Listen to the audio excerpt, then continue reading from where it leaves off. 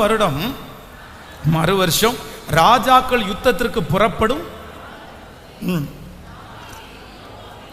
தாவீது யோவாபையும் அவனோடு கூட தன் சேவகனையும் இஸ்ரவேல் அனைத்தையும் அம்னோன் புத்திரை அழிக்கவும் ரஃபாவை முற்றுகை போடவும் அனுப்பினான். தாவீதோ எருசலேமில் இருந்து விட்டான். ஒரு நாள் சாயங்காலத்தில் தாவீது தன் படுக்கையிலிருந்து எழுந்து அரண்மனை உப்பரிகையின் மேல் உலாத்தி கொண்டிருக்கும் போது ஸ்தானம் பண்ணுகிற ஒரு ஸ்திரீயை உப்பரிகையின் மேல் இருந்து கண்டான்.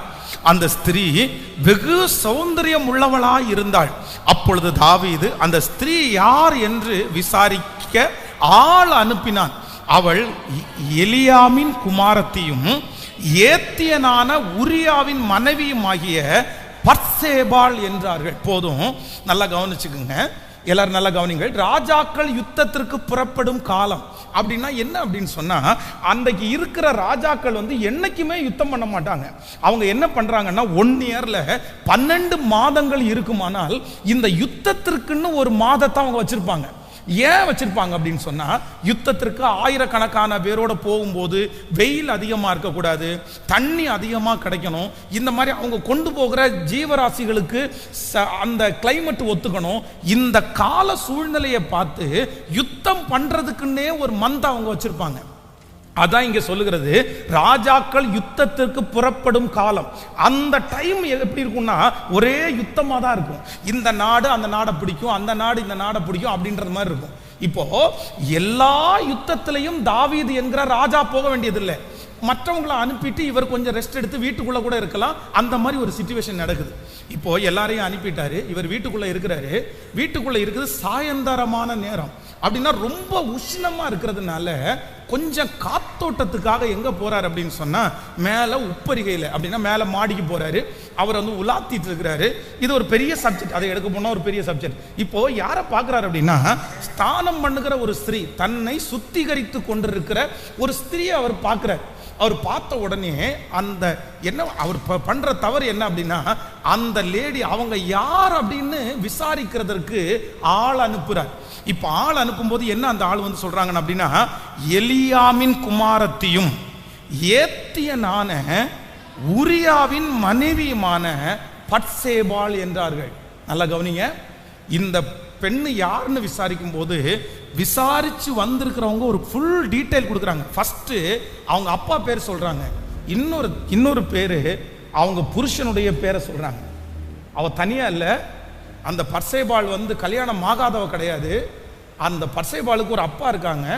அந்த பத்சேபாளுடைய கணவனார் யார் அப்படின்னா, ஏத்தியனாகிய உரியா, யுத்தத்திற்கு போயிருக்கிற உரியா, சாதாரணமான ஒரு மனுஷன். இந்த தாவீது செய்த முதல் தவறு என்ன அப்படின்னு சொன்னா, உரியாவின் மனைவி இந்த எலியாமின் மகள் அப்படின்னு சொன்ன உடனே இவன் அவங்கள என்ன நினைச்சிட்டான் அப்படின்னு சொன்னா, ரொம்ப துச்சமா நினைச்சிட்டான். இதே வேளையில யோவாபுனுடைய மனைவி, யோவாபுனுடைய பிள்ளை அப்படின்ற ஒரு வார்த்தை அவனுக்கு காதுல வந்துருந்துச்சுன்னா கண்டிப்பா என்ன பண்ண மாட்டான் சொல்லுங்க, அடுத்த ஸ்டெப் எடுத்து வச்சிருக்க மாட்டான், அடுத்த வார்த்தை பேசியிருக்க மாட்டான், அவங்கள கொண்டு வரணும்னு நினைச்சிருக்க மாட்டான். இப்போ ஏத்தியனாகிய உரியாவின் மனைவி என்று அறிந்த உடனே, எப்பா அவங்கள கூட்டிட்டு வரீங்களா, வீட்டுக்கு கொஞ்சம் கூட்டிட்டு வர முடியுமா? ஒன்று நீங்கள் நினைத்துக் கொள்ளுங்கள், உங்க வாழ்க்கையில என் வாழ்க்கையில செய்யக்கூடாத ஒரு பெரிய தவறு என்ன அப்படின்னு சொன்னா, யாரையுமே நம்ம என்ன பண்ணிடக்கூடாதுன்னா, அவன் என்ன இப்ப எதிர்த்துருவான், அவன் என்ன போய் சண்டை போட்டுருவான், அவனுக்கு யார் இருக்கா, அவனுக்கு என்ன பின்னணி இருக்குது, இவனையெல்லாம் ஈஸியா தட்டி தூக்கிடலாம், இவனையெல்லாம் நம்ம மதிக்க வேண்டிய அவசியமே இல்லை, இவனை பெரிய இவனா, இந்த மாதிரி எண்ணங்கள் உங்களுடைய இருதயத்திற்குள்ளே வருமானால் நிச்சயமா சொல்றேன், ஆண்டவர் உங்களுக்கு நியாயம் தீர்க்கிறவராய் இருக்கிறார். ஆமேன் சொல்லுங்கள். பக்கத்தில் இருக்கிற கையை பிடிச்சி சொல்லுங்க, நாசியிலே சுவாசம் உள்ள எந்த மனுஷனையும் சொல்லுங்க அற்பமாய் நினையாதிருங்கள்.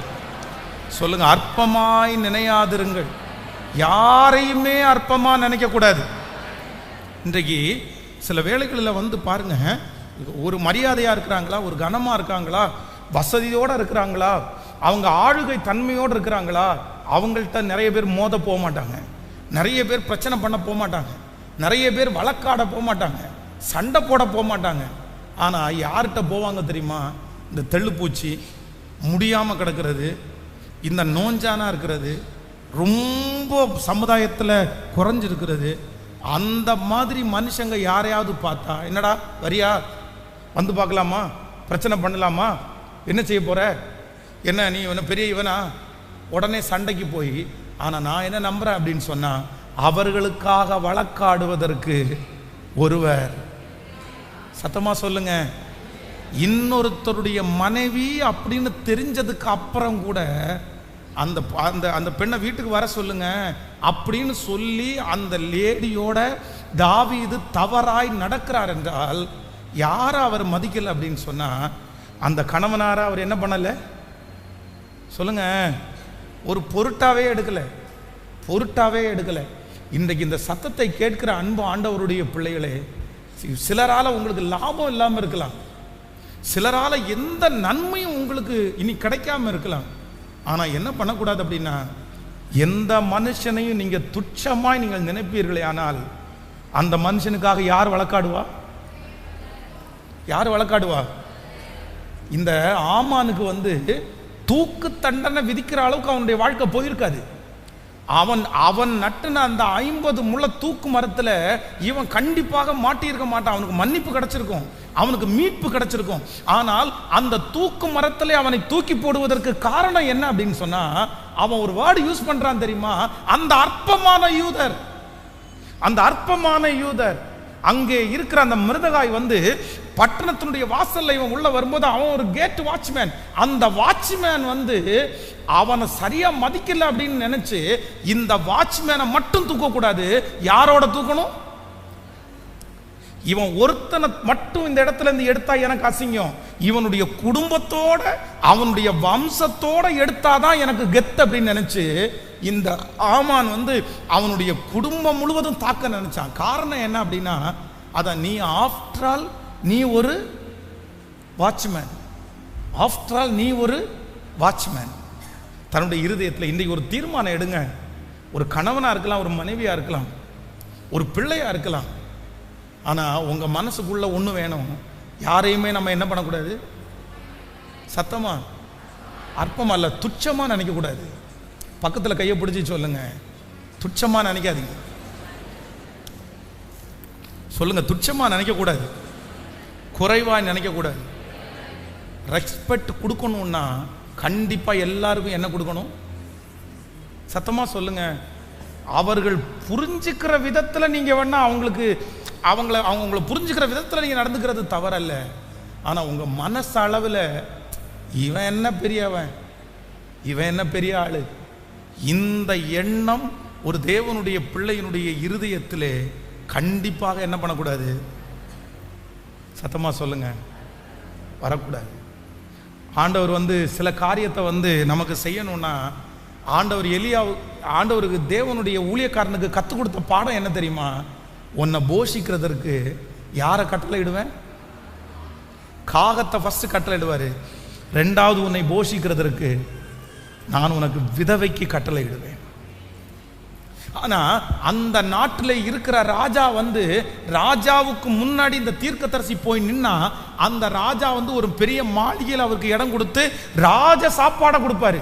ஆனா ஆண்டவர் ஆகாப்புக்கு முன்பாக உன்னை போய் காண்பின்னு முதல்ல சொல்லவே இல்லை. முதல்ல ஆண்டவர் சொல்றாரு, நீ போய் அந்த விதவைக்கு உன்னை காண்பிப்பா, விதவைக்கு உன்னை காண்பி.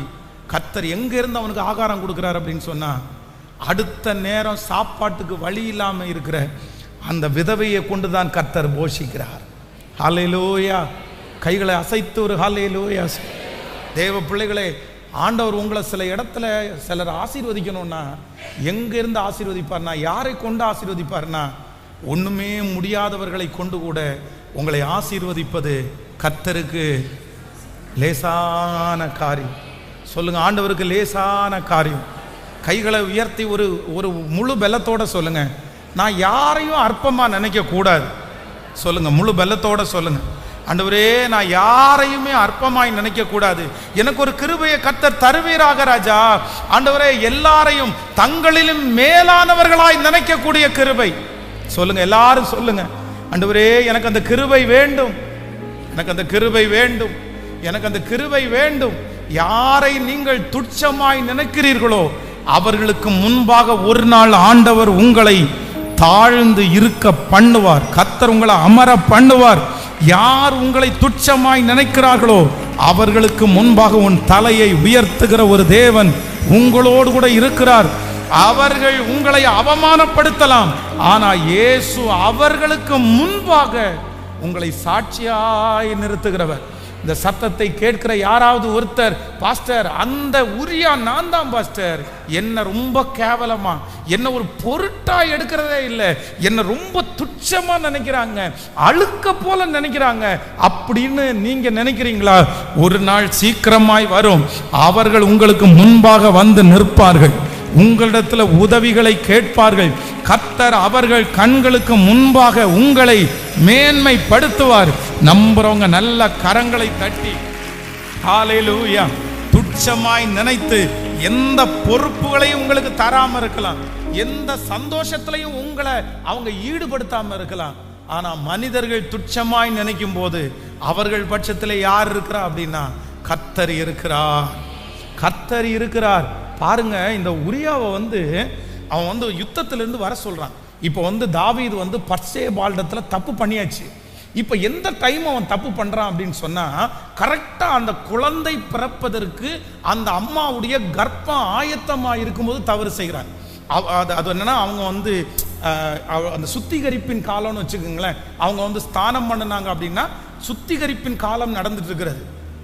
இப்போ அந்த குழந்தை கருத்தரிக்கிற கரெக்டான டைம்ல இவங்க அப்படியே அசுத்த அந்த விபச்சார பாவம் செஞ்சதுனால அந்த லேடி உடனே என்ன ஆகுறாங்க அப்படின்னா கன்சீவ் ஆயிடுறாங்க, மாதம் ஆயிடுறாங்க. இப்போ ஒரு குழந்தை அவருடைய வயிற்றுல இருக்குது. இப்போ அந்த லேடி என்ன சொல்லி அனுப்புறா அப்படின்னு சொன்னா, நான் கர்ப்பமா இருக்கிறேன் அப்படின்னு போய் சொல்லுங்க, இந்த மாதிரி நான் வயிற்றுல எனக்கு குழந்தை உருவாயிருச்சு அப்படின்னு சொல்லுங்க அப்படின்றாங்க.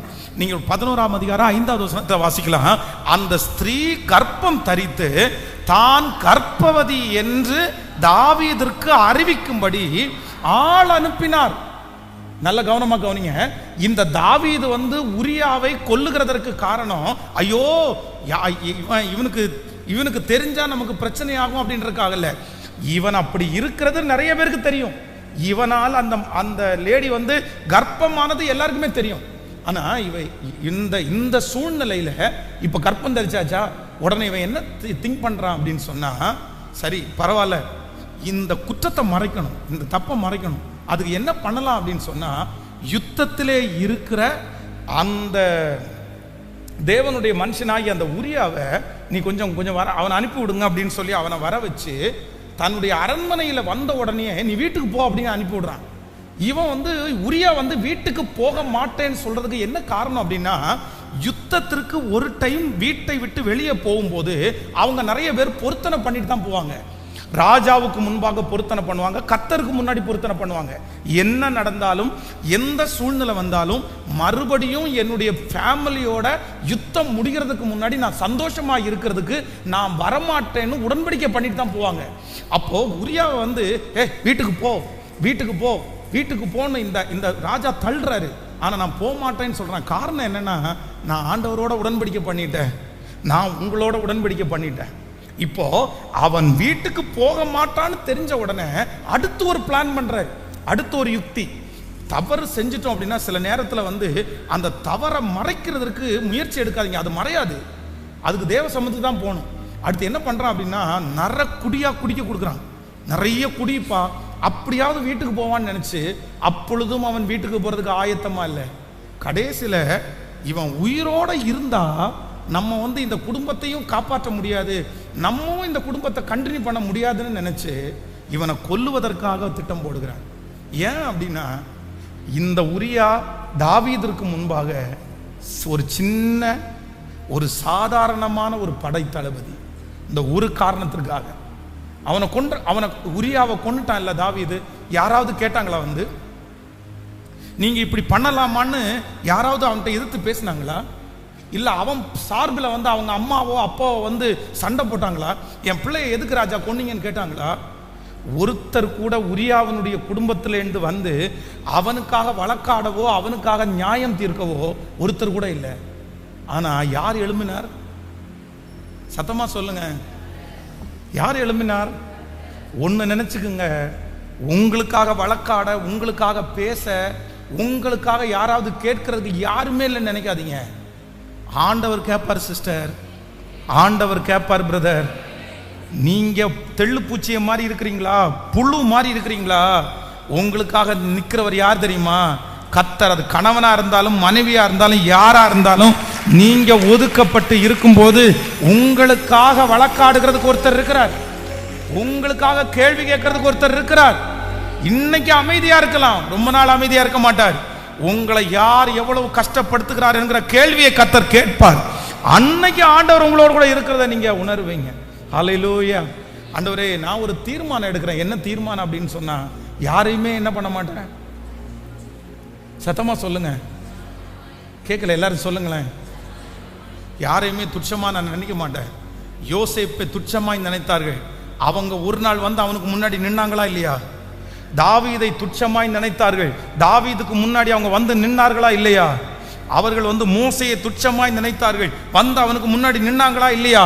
வேதத்திலே துச்சமாய் எண்ணின அத்தனை பேருக்கு முன்பாகவும் யார் துச்சமாய் எண்ணினார்களோ அவர்களை கர்த்தர் கொண்டு வந்து அவர்களுக்கு முன்பாக நிற்க வைத்திருக்கிறார். அந்த தேவன் தான் இன்றைக்கும் உங்களுக்கும் எனக்கும் தேவன். யார் அப்படி நினைக்கிறார்களோ அவர்களை நமக்கு முன்பாக கொண்டு வந்து நிறுத்துகிறதற்கு கர்த்தர் வல்லவராய் இருக்கிறார். கைகளை அசைத்து ஒரு ஹல்லேலூயா சொல்லு, சத்தமா ஒரு ஹல்லேலூயா சொல்லு. ஆமென்.